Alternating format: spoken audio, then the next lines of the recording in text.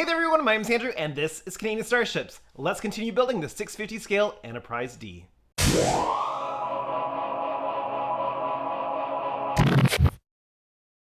Welcome to another update on the 650 scale Enterprise D. In the last update, we got the entire phaser array cleared out and refilled with clear resin so that is prepared for the phaser effect that we're going to be putting in there. We also got working on some of the decal artwork because we are recreating the decal artwork. That way we can get it printed with white ink, which is amazing. In this update, we are moving on to the secondary hull to look at those parts, see how they fit together, make sure everything is going to go together properly so that we can get everything prepared for windows, because we have a ton of windows to fill on this project. Now, do you like my jacket? I like my jacket, but you know what's really cool? I've got two of them. How cool is that? And I'm interested to find out which one you like better. Do you like the one with the black and the red? Or do you like this one, the red and the black? Let me know in the comments section down below. So let's get right at it. But before we get started, why not take a moment and click the subscribe button? And while you're there, click on the notification bell so you don't miss a single update. If you're interested in purchasing a Tesla and would like to support this channel, you can find a referral link in the links section of my YouTube page. As we're looking to move on to other parts on the project, I need to look at how they're going to be assembled so that I know what areas not to put paint on, because we want to get the initial light blocking coats onto these parts. So this is the secondary hull. There's three main components to the secondary hull, not counting the warp nacelles. So there is the lower secondary hull. There is this piece that attaches to it. An interesting little piece of engineering here. The way that they've made this piece attach, if you look at the 6-foot studio model, you'll actually see these exact patterns on the bottom. So they've used that patterning on the ship to help create the anchoring point for these two parts. Then there's the top secondary hull. I really like that the neck is one piece with the top of the secondary hull. That makes it structurally much more sound. And the deflector is also part of this one piece here. Then we have a metal plate and a support arm. Now, I've looked at trying to put this thing together, and I will give you a different view of the parts together, but I'm not really sure how this metal plate is meant to fit in. My best guess is that it's meant to go here. The problem is, or at least it seems like it's too big. Because then if I put this piece on, I might just be able to show you by holding it. See how thick that is? And then if you attach the back end to it, the back end does not sit down. There's quite a gap in it. And if I show you the deflector dish, let me get this all realigned here again. There's quite a gap in there too. So I'm not entirely sure how this metal plate plays into the structure of the build. Now, I did look at assembling or just piecing together this armature piece, and again, there's no instructions with this kit, so lucky for you, I, with the help of the manufacturer of the kit, will figure it out and pass the information on to you. Now, what I think is supposed to happen is that the kit, here we go, this is where I think it fits. There's a couple of grooves like this on here that look like they correspond with different parts on the kit. And I think, if I turn this over, I just want to be gentle, I think that there's a portion inside that attaches to the neck that I think you can glue right down to the neck. And so if I place this in this location where I think the armature is supposed to go, and let me hold this in place here so I can tip it. And if I place this piece on and close it, I think that without the metal plate, this surface matches with this piece of resin. Not 100% sure yet. I do have a message to Helios to find out what intention they had with that metal piece here.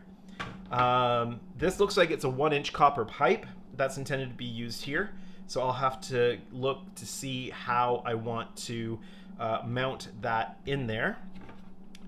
But I'm probably not going to be able to go ahead and do the light blocking on these sections because I want to know what portion of this I'm going to need to leave clean of paint so that I can get it glued together nice and strong. So I'm going to have to probably hold on these parts until I get a little bit of word from Helios. It sometimes takes a couple days to get to hear back because they do get a lot of inquiries about stuff. So I will hopefully hear back, and I will report back to you on how this is supposed to work. That way, when you build yours, if you were able to get a copy of this kit, you'll know exactly how to approach that. All right, so I have some information for you. I have sorted out a couple things and talked to Helios about this metal plate. So this metal plate does indeed intend to go here, and it is actually meant to form the sensor band that's in between the two halves of the secondary hull. However, there was a mistake made in the manufacturing of this metal plate, and it is actually cut out of a thickness that's twice as thick as what it's supposed to be. So it's 3 millimeters thick. It is only supposed to be 1.5 millimeters thick. So if you've already ordered this kit and that your metal plate has arrived, I have absolutely no doubts that Helios will make that right and will get you the correct sized metal plate. Now the dimensions are correct because it is supposed to form that sensor band. And I've test fitted this together. There is a gap in between the two parts for it to fit in. So I have a couple of choices. I can either wait for Helios to replace the metal part for me. I can have one cut myself. That's 1.5 millimeters thick, or what I might try to do is create the sensor band, add the extra thickness of the sensor band using sheet styrene. Now I do have 0.5 millimeter sheet styrene, so I could laminate 3 layers of this together to make that 1.5 millimeter thickness that will go in there. I think this would be the easiest and quickest route for me that won't hold me up too long. And I have talked to Helios. This isn't really overly important structurally because the kit isn't actually all that heavy, so should not need that in there. That brings us to, well then, how am I going to deal with the armature and mounting? So I've checked a few different pipe sizes, and I can't find the exact pipe size that I need. So it's not really fit to a standard copper pipe size. This is 3/4 inch and it's a little bit too small. I tried 1-inch pipe and it's a little bit too big. I'm not quite sure how they measure the copper pipe, but it's not actually ever quite right to true dimensions. So this is just a little bit wider of a diameter than 1 inch, yet the 1-inch pipe does not fit. So what I'm probably going to do is make use of my standard approach, use a copper tee, put it in here, splay it out, and then backfill the inside with epoxy to make sure that it is secured in there, and then a 3/4 inch pipe will sleeve into this. And now it's time to start creating that sensor band. First, we're going to take a little bit of the yellow tape and place it along that leading edge of the lower section of the secondary hull and make sure that it's placed down really nicely. Then we're going to take our pencil and we're going to trace out that outward edge so that we have a guideline to work from creating the part that will need to go in there. Then once we've done that, we'll transfer it to some paper, scan it in, and print out some vinyl pieces that will be put onto the sheet styrene. That will be cut out and then glued together to form the laminated part that will go into the ship. I've got the laminated styrene part created, and what I need to do now is test fit this in so that I can put the upper half on it and see. I know exactly where it needs to start on this end because it matches with the layer on the back part here, but I need to see just how far forward I need to take it and how I need to shape that front. So I'm going to temporarily just tack this down on the back with some hot melt glue because that'll come off nice and easy, and then I'll place the top piece on, and that will give me a good indication on how far forward this actually has to go. I've got that sensor piece just tacked in with hot melt glue, and you can see that it looks pretty good. Now the back end is sitting a little bit proud at the moment, but that's just because there is a bit of hot melt glue popping up that's keeping that back end from sitting down. You might have been able to see it in there. Looking around at the front, where by the deflector dish, you can see that there will be a little bit of putty fill that's necessary once this is installed. I've added a veneer to the front of the laminated styrene sheets. So I've taken the styrene sheet, I've cut a 1.5 millimeter wide piece, and I have veneered the front of that laminated section so that it gives it as clean a front-facing look as possible. There you can see how that's been done there, and that should make that sensor band look really, really nice and give a nice clean surface if I decide that I want to add some detail, say a detail decal to that maybe, because there is some detail that shows up on generations on the sensor band when it crashes on the planet. Gives us a bit of an idea what's intended to be there. So I will cut that little bit of tail off, trim that up, and then once this fully cures, this piece will be ready to install into that lower secondary hull section. The part for the other side has been created, and the first one has been installed. It was installed by lining up the back end with the existing piece on the other part, on the pylon part there. And we just maintained an equal distance pretty much all the way through, and that's been epoxied in place. I will go through once this is secured, and I will just back up on a little bit of epoxy along the back line here just to further secure that, but I'll do that once this has cured up. I've made some significant progress on this bottom piece. You can see that both of the sensor bands are permanently secured in place. They're looking pretty good, and I've done work on the post mount system here. What I've done is I've drilled 2 holes into both the copper T parts and the resin, and then inserted these tapping screws. Now the resin is not holding the thread quite as much as we expected it would, so I'm going to put a bit of epoxy in with the threaded screw here when I put it back in permanently. So it's not permanent inside right now. What I need to do is I need to remove this. I need to look at leveling it. I will add the epoxy, put epoxy underneath these parts here, and then I will gradually work it to being level, and then I will allow that to fully cure. Then once that is fully cured, I will go back and I'll fill the gap area. Let me see if I can get this in camera here. The gap around that copper ring with resin and fully secure that in, and you'll see this is where the copper pipe is going to go into here. So all that area between the copper pipe and the part will be filled with epoxy, and that's going to give a really good strong hold there for that part. And then the arm, the resin arm, is going to go back here, and that's going to be fun to try to fit into place. Quick service announcement. Apologize for the audio. I'm just doing this quickly on my phone. Just cutting through the copper T. Always wear your protective glasses. This just shattered as I was cutting it, and the pieces went flying and would have hit my eyes had I not been wearing protective covers on my eyes. So anytime you're doing any work like this, make sure you're wearing your eye protection. Very important.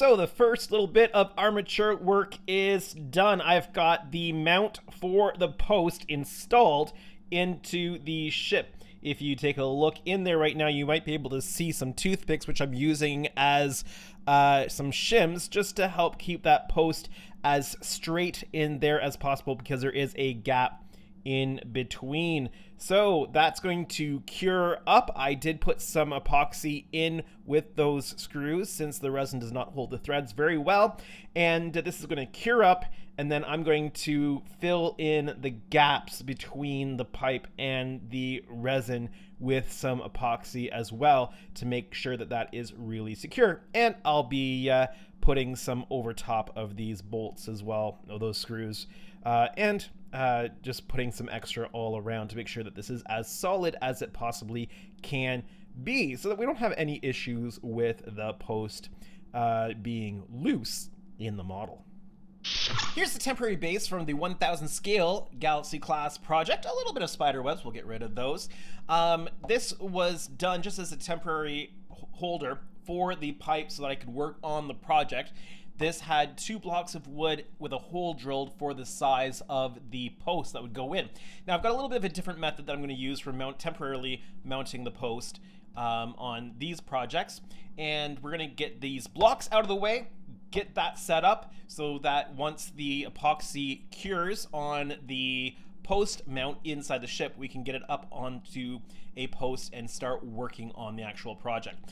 I'm going to remove these, and funny enough, I think this wooden base actually came from Helios Models in the past for a different project that was passed on to me from a client when they were picking up their final project. So it's interesting sometimes how things come full circle.